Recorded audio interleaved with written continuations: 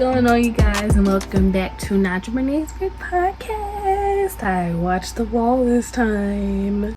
So today's episode is going to be about Clash at the Castle. Sorry if you hear background noise.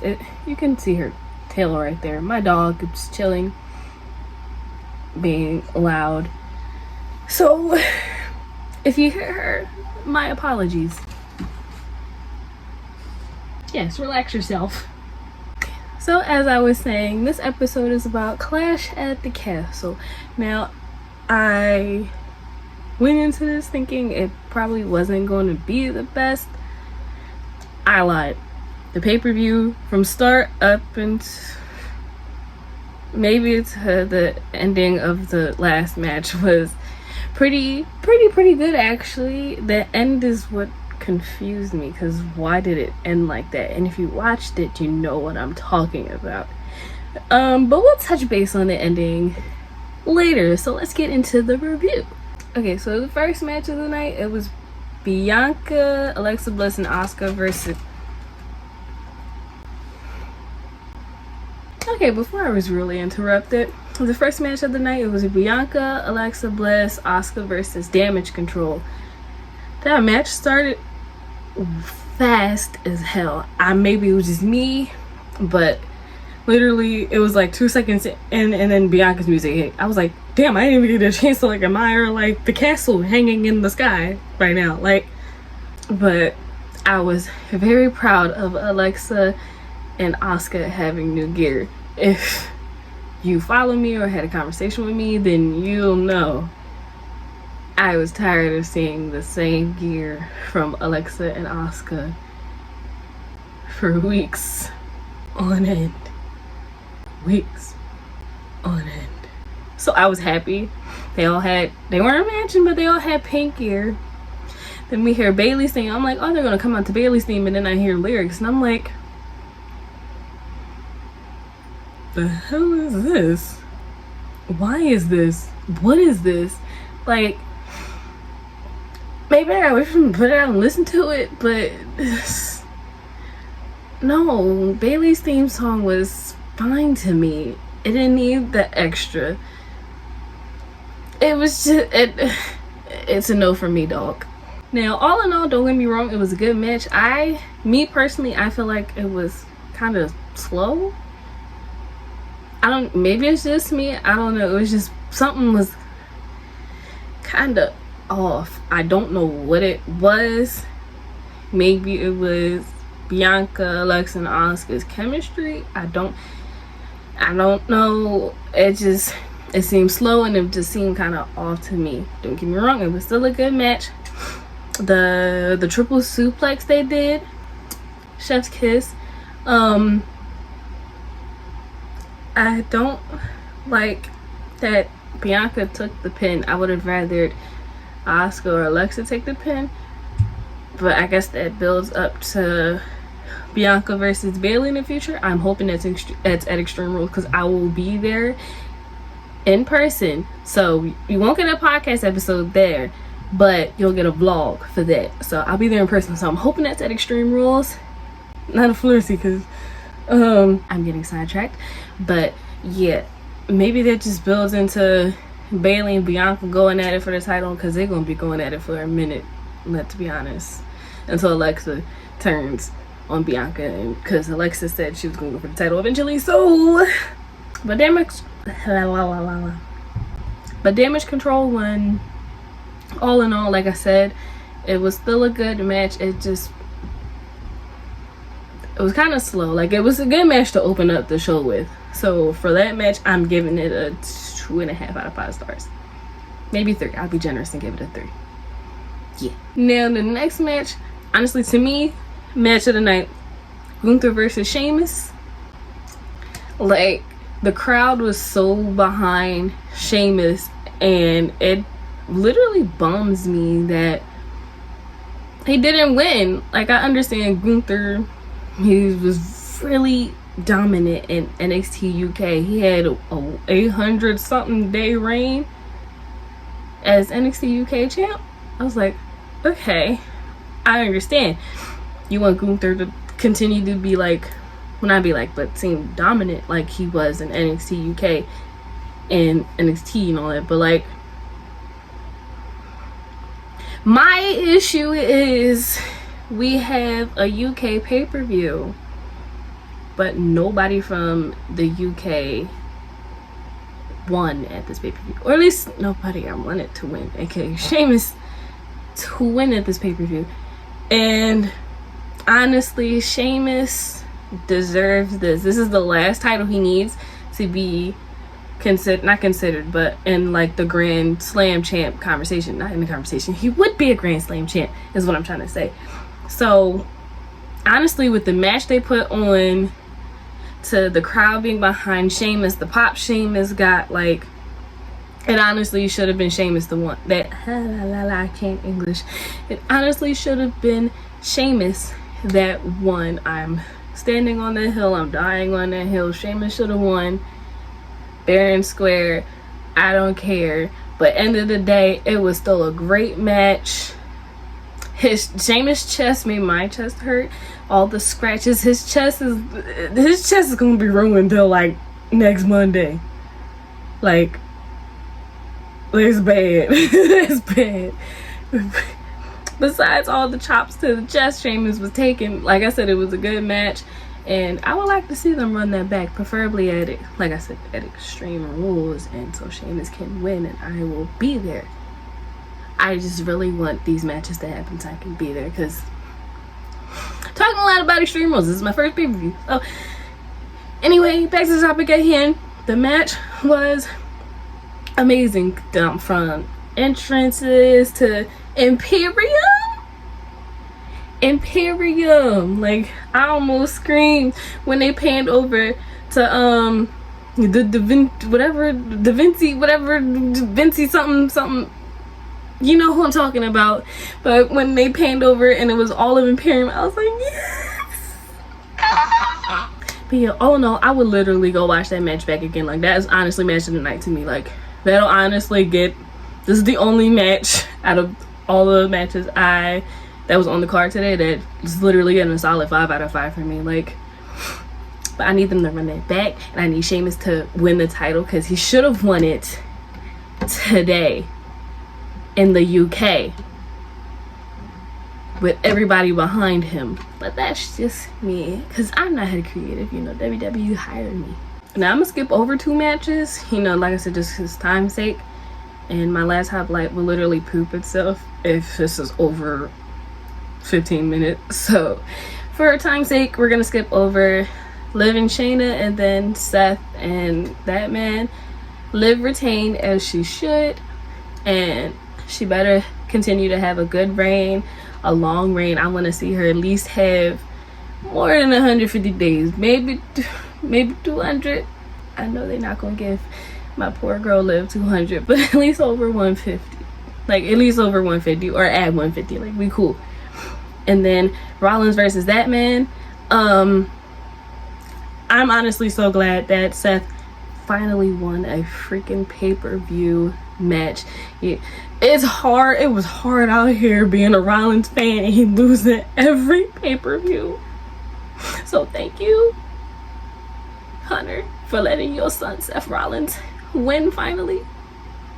We needed that for Team Rollins, okay? Now wrap up Rollins and Riddle and give me Rollins back again, because I don't like the way that ended back at the Rumble. Run it back. Run it back. Okay, but as I said, moving on to the other matches I do want to talk about. Well, the last 2 matches I want to talk about, honestly.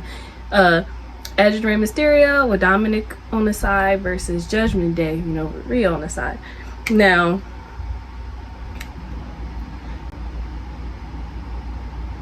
that car was loud. I was not expecting Edge to come out in a lucha mask. It fit well. I was very surprised that their gear like matched, because you know a lot of folk don't match their gear unless you the Usos or like the Street Profits. Matching the gear or changing gear in the men's division is like a foreign subject, Roman Reigns. But yeah, I really like that. I want to admire the fact that Rey Mysterio still has the same speed as he does now in 2022 than he did in the 90s and the early 2000s. Like, Rey Mysterio can still like kick it with the young guys, and Finn Balor is like up there in speed too. So it's good to see that Rey still has that amazing speed he's had since the get-go, and Finn Balor kind of matching that. I admire Rey Mysterio for that. Edge too, like, it's good to see like people you've watched grown up like still wrestle the same as they wrestled when they were like younger or quote unquote in their prime. But I think now, to be honest, they might be in their prime. It's my opinion. You don't gotta agree with it, it's my opinion.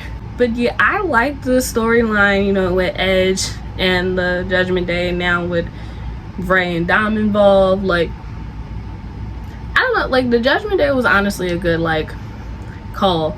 It was weird how they split, but Judgment Day was honestly a good call. Like, there's a good feud going on to like Finn. I thought Finn was going for the Three Amigos, just the way he like twisted his legs and went woo. I thought he was gonna do a Three Amigos to taunt Rey. He didn't, but that's what it looked like to me. To Damian Priest spitting, I'm hoping that was gum he spit at Edge, because let somebody spit at me, forget kayfabe, forget the rules, I'm coming in and punching the veneers out your mouth. Maybe not, but I'ma do so. I'ma get that chair and whack the veneers out your mouth. There we go, that's something I would do. Down to that barricade spot where Rey, you know, pushed Damian and hit him in his no spots, and I was like, ow, because seeing that, it's like, no, that makes me uncomfortable.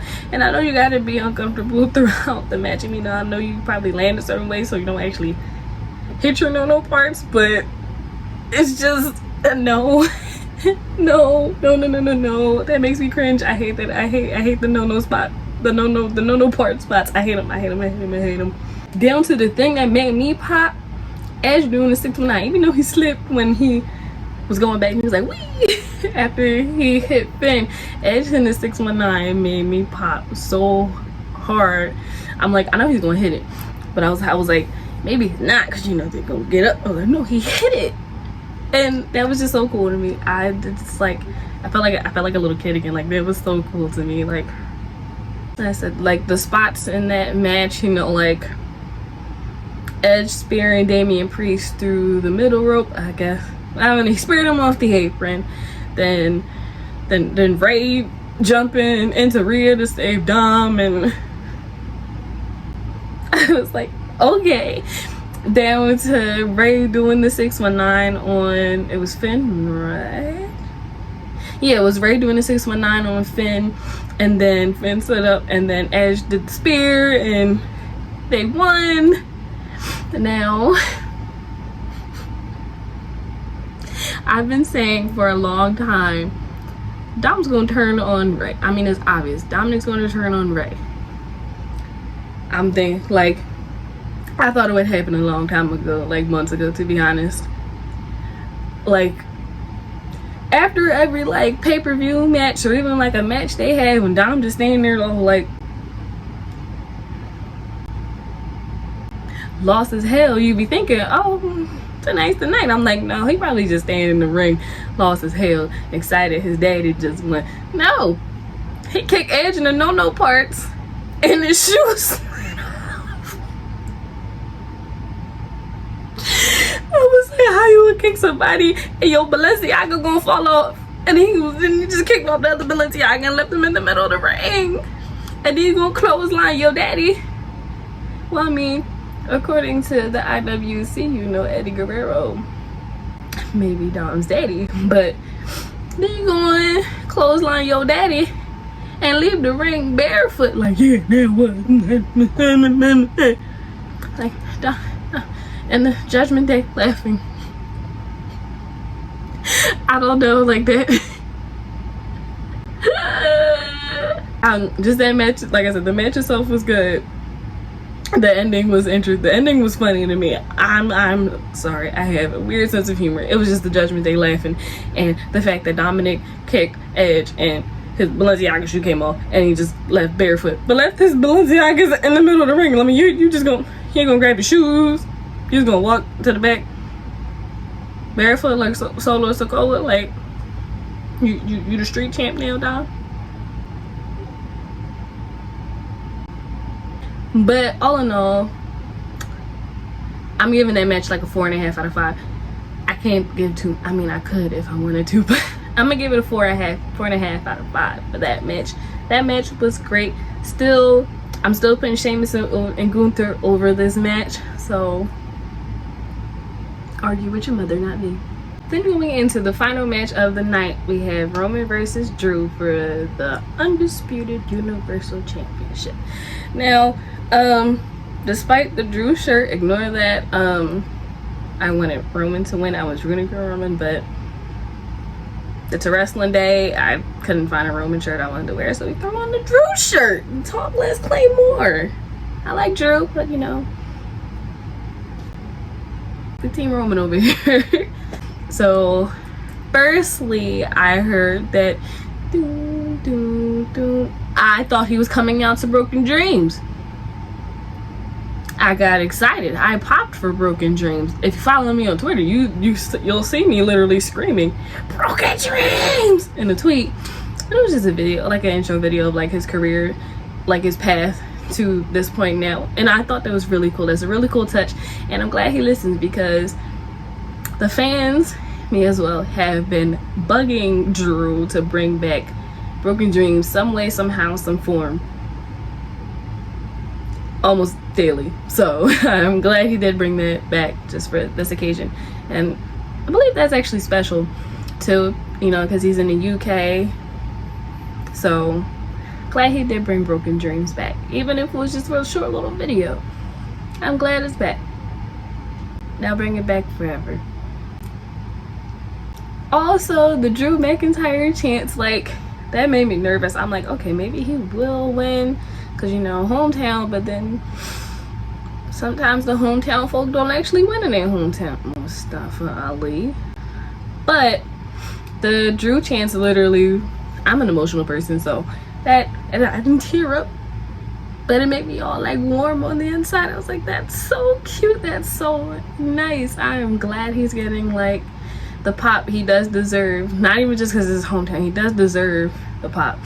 Even though people may not be like the biggest fans of Drew, like Drew worked his ass off, so Drew does deserve like this title shot. He does deserve the chance he was getting. So that was really cool too. Like the UK, like y'all showed up and showed out for all your hometown people, and I need the US pay-per-view crowds to take notes from international crowds, because we are literally embarrassing compared to like the Saudi crowds and now the UK crowd. Like they be into it, and then you watch something like here and we're just like, I ain't gonna say we, because I be screaming so loud my voice be going, but we gotta step it up, because these international crowds is hype. And so while we're doing these Drew chants, Roman's song starts. I hate that bloodline graphic. I hate it. It's ugly. And then his graphic too, with him doing a, why did I just do that? That's so, it's ugly. I hate it. It's creepy to me, especially the bloodline tree thing. Like, please delete it. Whoever created that, fire them immediately. And you know, Roman, once I saw how long the ramp was, the ramp was, I was like, oh, Roman's gonna take 45 years to get to the ring. It was long. I think they had to loop his song almost twice. And yeah, so we already know his entrance is long, but get to that. Match starts, and then you hear Michael Cole say, now, if you know the situation with the Usos, you'll understand why it's funny to me that Michael Cole said the Usos aren't medically clear for tonight. I understand SmackDown, to be honest, I missed it, but I have Twitter that Drew attacked them. But if you know why I find it funny, why the Usos really aren't in the UK, then you'll know why it's funny to me. But we're gonna skip over that because I ain't gonna say that. But if you know, you know. If you don't, go on Twitter, just search the Usos and you'll find it literally probably like 4 tweets in. So yeah, after I was done laughing at that, there's a water bottle thrown at Drew. I'm thinking, oh, it's a fan, but I didn't see the camera. I mean, there's a pay-per-view, it's live, I ain't gonna cut. But the camera panned across. I'm like, why? Y'all really pushing this Roman and Karrion Kross thing. Like, I don't get it. Like Drew said, he got an hourglass. The hourglass don't go TikTok. It go because of sand in it. Nobody asked for Roman versus Kross. Nobody wants Roman versus Kross. The only reason people probably want to Kross back was because of Scarlett. And Scarlett's the most interesting thing about Kross because Scarlett is freaking gorgeous. So, oh, that means I'm probably gonna get that at Extreme Rules. Please don't. But yeah, they're really pushing Roman and Kross, or Kross going feud with Drew. I don't know. Just keep Kross away from Roman and the title scene. I'm begging. But the match, honestly, it was long. It was long. Unnecessarily long. But it was still a good match. It was just long. Like, there's points in the match I'm like, every time I see Drew do a kip up, Drew was like 8 foot 7 inches tall, so to see this big man do a kip up perfectly perfectly, so to see this big man do a kip up perfectly every time amazes me. It doesn't take much to amaze me, to be honest. But just to see this big man do a kip up at his big old height, that's cool to me. Roman, I'm tired of Roman kicking out at 2.999999999 and messing with my anxiety, because there was at least like, there was that one point in the match, everybody knows that one point in the match where I thought Drew was about to win before, you know, oh wait, yeah, I was getting that anyway, before Solo pulled the ref out the ring. There was also rumors going like Solo coming to the main roster. I'm like, I knew that since he debuted. Like, you can't be the Usos' little brother and be in NXT for that long. And he's lucky he's good. I mean, he probably would have been called up anyway when he was horrible. But yeah, you can't be the Usos' little brothers and Roman Reigns' cousin, literally the face of the company's little cousin, and the Usos' little brother chilling in NXT. He wasn't gonna stay in NXT long. I already knew, so I've been saying like I want Carmelo and Braun called up too. I already knew he was gonna be the first one called up. Yeah, I didn't know. Like, I don't know how this Street Fighter I was alone thing gonna work with the bloodline, but that's for them to figure out. I'm getting off track. Yeah, all the Claymore attempts and Roman countering it with the Superman punch. They did it like 3 times. After the 3rd time, I was like, okay, let's speed this up. I'm tired. Let's speed this up. No, this was way before Solo came out. I literally have my notes in front of my face and I'm going off my, like, I'm literally not even reading my notes. I'm just going off memory. Like, I don't know. I wasn't even gonna bring it up, to be honest, but Theory coming out to cash in and Tyson Fury literally punching the ever-living snot out of him. I was like, thank you. Whoever dislikes Theory, they need to keep it this way. I needed to keep happening until he can't cash in no more, or he has a match like The Miz has where somebody takes the briefcase off of him. I mean, they still gonna lose. It's Roman. They're not dropping the title off Roman anytime soon. People keep saying Cody, Seth. I'm telling you, it's not gonna be Cody. I like Cody. It's not gonna be Cody. But yeah.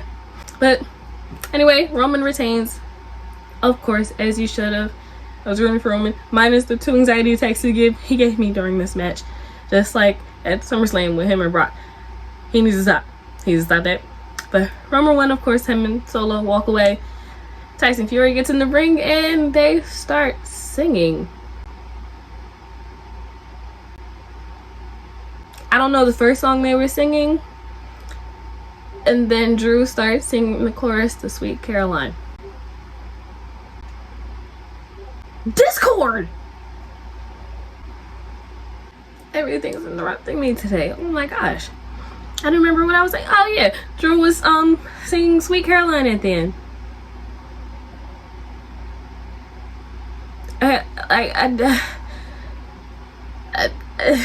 I don't even want to say I get it, because I don't. Maybe because he was home. Like, it was the UK, maybe that's what it was. That's why he was like happy at the end. Me personally, I'd be pissed off that I just lost probably one of the biggest matches of my career. I wouldn't be, at least on live television, I wouldn't be in the middle of the ring singing with Tyson Fury. That even shocked me even more, that Tyson Fury was singing. But let me know your thoughts on that ending, because that was something. Alright, you guys, but that concludes today's episode of Naja Brinee's Big Podcast. Let me know what you guys thought about Clash at the Castle. You know, I'm more active on Twitter, so my Twitter is linked below. Let me know. You even like comment down like below too. Like, let me know your thoughts on Clash at the Castle. I like talking about this stuff with you guys. Like, it's fun. This is like my element. I love it.